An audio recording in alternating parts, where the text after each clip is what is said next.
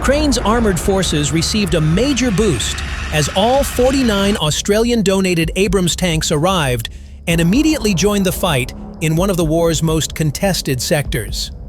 Great logistics and on-the-road preparations allowed Ukrainians to avoid any delay and start using the devastating firepower of newly delivered Australian tanks immediately.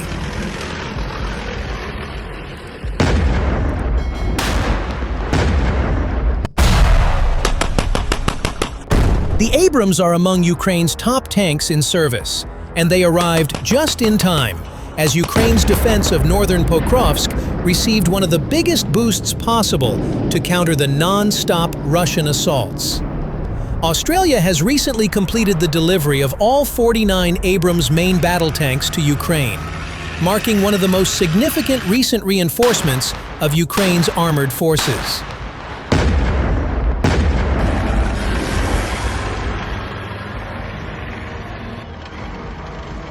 The first 37 tanks arrived earlier in the summer, while the final 12 have now reached their destination after a complex, globe-spanning logistical operation.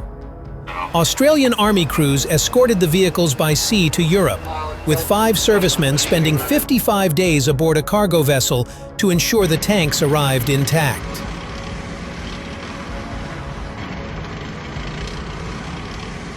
Once in Poland, the Abrams were transferred to a secure facility, where weapon systems, optics, engines, and mobility components were thoroughly checked and prepared for immediate combat use, ensuring this was not an aid for the future, but a delivery meant for rapid battlefield integration.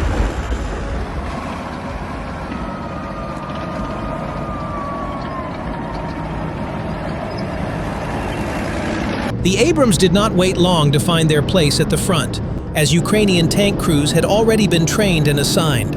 Several of the vehicles embarked for frontline units, including the Skala Assault Regiment operating at Pokrovsk.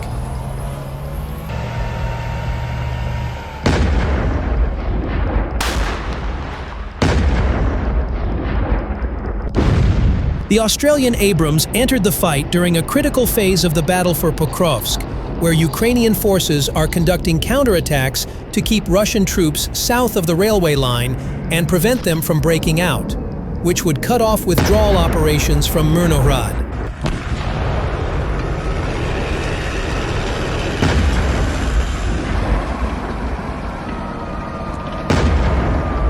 The Ukrainian operation was carefully structured, with Abrams tanks moving forward alongside infantry fighting vehicles, acting as both shield and hammer. The primary task of the tanks was to suppress Russian firing points with their main cannons, draw enemy drone attention, and create corridors for the Ukrainian BMPs to advance.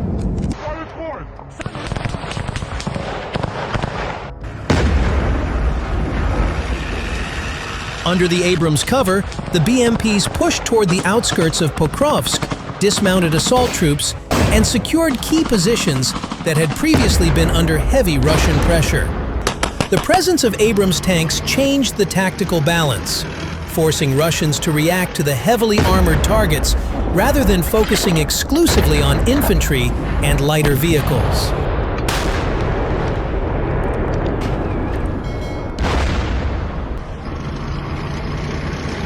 This bought Ukrainian assault teams crucial minutes to entrench and stabilize the line, securing the vital industrial district before Russians could gain a foothold. During the operation, one Abrams was damaged by Russian drones.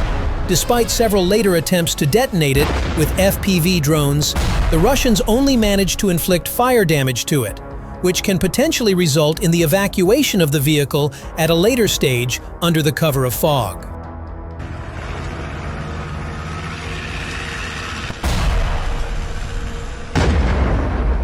Crucially, the crew survived and withdrew safely, as confirmed by the footage of the open hatches of the tank, preserving trained personnel. This engagement fits into the broader picture of the Pokrovsk-Myrnohrad sector, with Russian forces continuing to press forward with repeated assaults and infiltration attempts, while Ukrainian units respond with layered defenses and local counterattacks.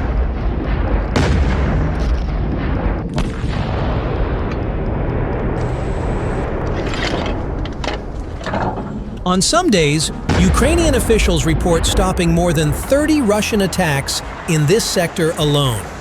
Despite these Russian efforts and the persistent claims of full control over Pokrovsk, Ukrainian troops continue to hold the northern districts, disrupting enemy movements with drones, artillery, and now renewed armored support.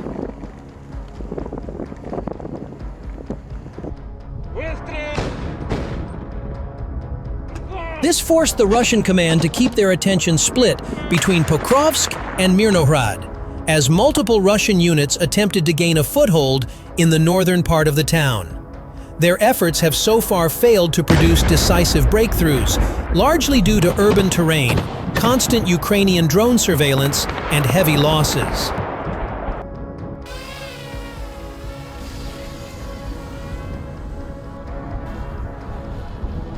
Ukrainian reinforcements, including rapidly deployed special forces, have already significantly salvaged the situation, even as logistics remain under pressure, as moments to withdraw are not found, but actively created.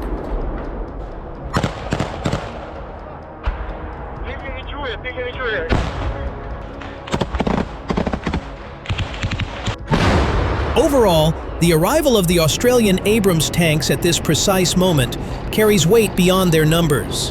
They entered combat just as Ukraine launched counterattacks to prevent northern Pokrovsk from falling and to blunt Russian narratives of inevitable victory.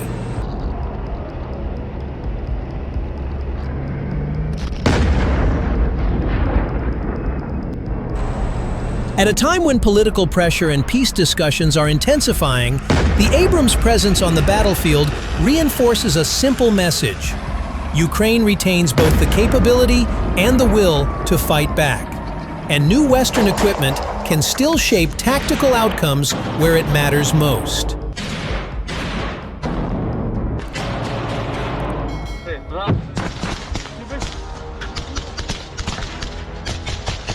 Here, the Russian High Command casually continues to set forth their war of attrition strategy inside Ukraine, assuming that naturally they will be able to outlast Ukraine through the sheer number of men at their disposal.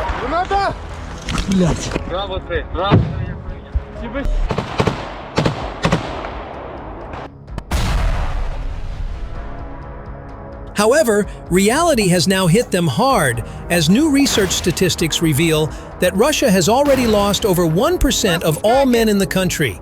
The demographic collapse is only worsening in its downward spiral, and the young men supposed to save the future of Russia are found lifelessly in the sunflower fields of Ukraine.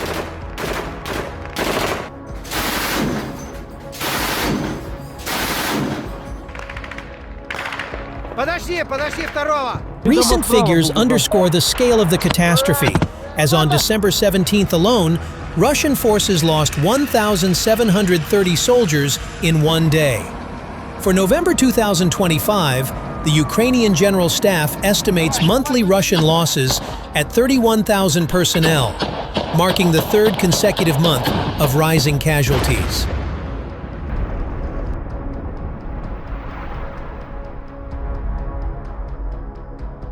In total, Russia has now suffered approximately 1,192,000 irreversible personnel losses since the start of the war.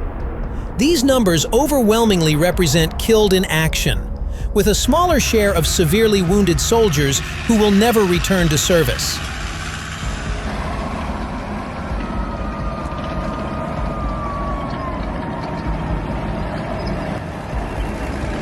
Day after day, casualty updates add between 1,000 and 1,700 men, reflecting an army being consumed at a pace unseen in modern warfare.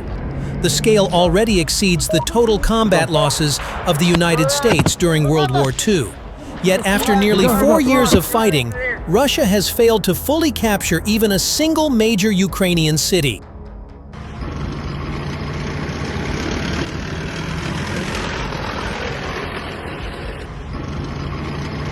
Pokrovsk, a town of only 60,000 inhabitants before the war, and battered for over a year and a half, remains at least partially under Ukrainian control, showcasing the historically disastrous cost-to-gain ratio. What makes these losses even more destructive is far larger than military regard alone, when noting that Russia entered the war already in deep demographic decline.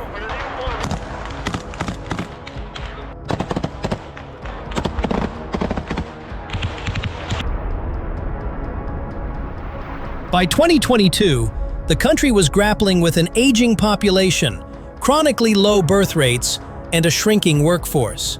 The median age had climbed to around 40, with more than 1/5 of the Russian population aged 65 or older. High mortality among working-age men, driven by alcoholism and poor health care, had already hollowed out the labor pool.